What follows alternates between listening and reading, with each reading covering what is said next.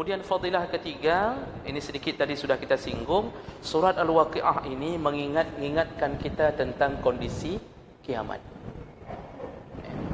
Jemaah mereka Allah Subhanahu wa taala ketika menyebutkan kondisi kiamat di dalam surat Al-Waqi'ah ini, Allah memfokuskan tentang bahawa kita nanti dibagi 3 kelompok. Dan ini dimulai dari surah ayat ke-7 sampai 12. Allah mengatakan wa kuntum azwajan salasah, nanti kalian waktu hari kiamat nanti dibagi menjadi 3 kelompok. Kelompok pertama, tapi disebutkan terakhir. Tapi kalau kita urutkan yang paling mulia dulu, kelompok pertama as-sabiqun as-sabiqun. Kelompok kedua ashabul maimanah. Kelompok ketiga ashabul mash'amah. Nah, 3 kelompok inilah yang nanti Allah jejer berdasarkan level amal mereka. Kelompok pertama as-sabiqun as-sabiqun. Orang yang paling dahulu. Itu maksudnya kelompok yang paling utama yang dulu bersama-sama Rasulullah sallallahu alaihi wasallam memperjuangkan Islam sampai kita bisa menikmati manisnya hari ini. Mereka tumpah darah untuk Islam tetap jaya. Mereka lah yang berkorban, menggali parit, menghadapi kaum kafir yang menghina Rasulullah, memukul sahabat, membunuh mereka, menyiksa. Mereka lah yang berjuang. Lalu mereka menyebarkan Islam entah ke mana-mana. Mu'az bin Jabal pergi ke Yaman, diutus Amr bin As ke Mesir. Kemudian Sa'ad bin Abi Waqqas itu diutus ke Asia Selatan. Mereka berjuang. As-sabiqun as-sabiqun, kaum muhajirin dan ansar. Mereka nanti ulaikal muqarrabun. Mereka lah yang paling dekat dengan Allah. Fi jannatin na'im. Allah muliakan mereka. Allah muliakan mereka. Nah, jadi ini kelompok pertama yang paling mulia di sisi Allah Subhanahu wa taala. Kita ini walaupun mulia, tapi tidak mampu beramal seperti mereka. Ada yang mengatakan, oh itu karena kita enggak dilahirkan di masa Rasulullah. Kalau kita dilahirkan di masa Rasulullah, bisa jadi kita bukan kelompok Rasulullah. Bisa jadi kita kelompok Abu Lahab. Jadi bukan begitu saja mendapatkan perjuangan ini. Nah, kelompok kedua ashabul maimanah. Ma ashabul maimanah. Kata Allah, alangkah mulianya, alangkah indahnya hidup ashabul maimanah. Allah ceritakan nanti mereka akan mendapatkan kenikmatan buah-buahan fi sidrim mahdud. Mereka akan berada di hamparan yang ada daun bidara. Nanti Allah ceritakan bahawa mereka akan mendapatkan bidadari. Inna ansha'nahunna insya'a wa ja'alnahunna abkara uruban atraba. Bidadari-bidadari itu nanti akan selalu perawan, tidak akan pernah tua. Nanti akan diberikan kasur-kasur yang tinggi-tinggi. Lengkap Allah ceritakan untuk ashabul maimanah.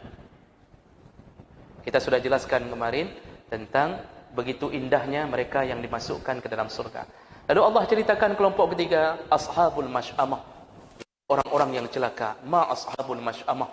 Begitu celakanya mereka yang menjadi kelompok ini. Mereka tinggal di dalam neraka, tanpa ada perlindungan, tidak ada tempat meminta tolong. Minuman-minuman mereka Allah berikan dari neraka. Hidup mereka ditutupi dengan penderitaan. Terus Allah ceritakan yang tidak mungkin kita bacakan satu persatu. Itu mengingatkan kita, jadilah kita di antara 2 kelompok. Kalau bukan kelompok as-sabiqun as-sabiqun, paling kurang kita bisa menjadi kelompok ashabul maimanah. Dengan apa? Dengan amal saleh. Jemaah mereka Allah Subhanahu wa taala, sebagai penutup tentang surah Al-Waqi'ah, kita perlu klarifikasi. Yang selama ini terdengar, benarkah surah Al-Waqi'ah menjadi sebuah sumber kekayaan? Maka ternyata hadis-hadis yang menyebutkan tentang bahawa surat Al-Waqi'ah adalah sumber yang bisa menyebabkan orang kaya, itu semuanya berdasarkan dalil dhaif. Hadis yang dhaif. Tidak ada satu pun yang sahih, tidak ada satu pun yang hasan. Tapi yang dhaif ini yang popular.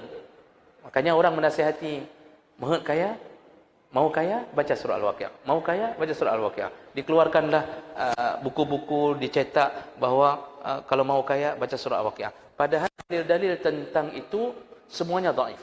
Di antaranya, ketika Ibnu Mas'ud sakit, dikunjungi oleh Utsman bin Affan. Lalu Utsman mengatakan, kenapa engkau khawatir? Aku tidak khawatir, kata Ibnu Mas'ud. Aku hanya susah karena dosa-dosaku. Artinya dia mengingat dosa walaupun sekecilnya. Lalu Ibnu Mas'ud mengatakan, Utsman, engkau tidak perlu khawatir terhadap putra-putriku, karena aku sudah menyuruh mereka untuk membaca surat Al-Waqi'ah setiap hari. Kadang aku mendengar Rasulullah berkata, Man qara'a surat Al-Waqi'ah, barang siapa yang membaca surat Al-Waqi'ah fi kulli lailatin, di setiap malam, lam tusibhu faqatun abada. Barang siapa membaca surat Al-Waqi'ah setiap malam, maka tidak akan ditimpa kemiskinan selama-lama. Hadis ini dikeluarkan dalam Musnad Abu Usama, dikeluarkan dalam kitab Amalul Yaum wal Lailah, dalam Syu'abul Iman, dikeluarkan oleh Abu Suja', dikeluarkan oleh Ibnu Asakir, dan semua ulama hadis sepakat menyatakan hadis ini derajatnya dhaif. Kenapa? Ada sanad yang tidak jelas. Dan lebih detailnya disebut dengan Abu Taibah. Tidak ada yang tahu siapa Abu Taibah. Ada informasi yang terselang. Informasi yang terselang ini membuat khawatirnya terjadi kebohongan. Maka berubahlah hadis itu menjadi kondisi dhaif. Jadi ini tidak bisa dijadikan hujjah. Hadis yang kedua yang menyatakan tentang surah Al-Waqi'ah tidak akan jatuh miskin, ini berbunyi Rasulullah berkata, Man qara'a surat Al-Waqi'ah kulla lailah lam tusibuhu faqah abada. Barang siapa membaca surah Al-Waqi'ah setiap malam, tidak akan ditimpa kemiskinan selama-lama. Wa man qara'a kulla lailah la uqsimu biyaumil qiyamah. Barang siapa membaca surah Al-Qiyamah setiap malam, laqiyallah yaumal qiyamah, maka dia berjumpa dengan Allah.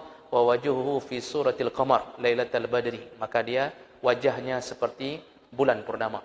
Hadis ini pun bukan dhaif, tetapi palsu. Dan ini disepakati kepalsuannya oleh hampir semua ahlul hadis. Imam Sayuti menyebutkan bahawa termasuk hadis-hadis yang maudhu'ah. Imam Ahmad menyebutkan bahawa di antara perawinya ada Ahmad Al-Yamami dan dia kazzab, dia pendusta. Jadi Bapak Ibu yang dimuliakan Allah, tidak ada satu hadis pun yang bisa dikuatkan untuk menyatakan bahawa surah Al-Waqi'ah kalau dibaca bisa menyebabkan kekayaan. Bapak Ibu, masalah kekayaan itu urusan Allah. Dan kita, rezeki itu kuota. Rezeki itu kuota. Cari tidak cari, tetap kuota itu tidak hilang. Cuma bagi yang tidak mencari, wa in abta', kata Rasulullah, tetap turun rezekinya, tapi terlambat. Yang duluan mencari, dia berbahagia lebih dahulu. Orang mencari cepat, dia cepat bahagia. Yang ngambil S1, lanjut ke S2, lanjut ke S3. Begitu jadi dosen, langsung gajinya 7 juta, 10 juta, itu belum ditunjang.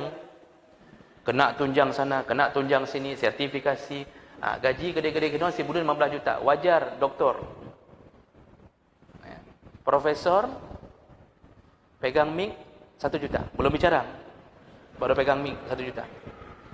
Dokter, kuliah, koas, habis uang ratusan juta. Buka mata 100 ribu. Belum lihat Pak, buka mata 100 ribu. Wajar.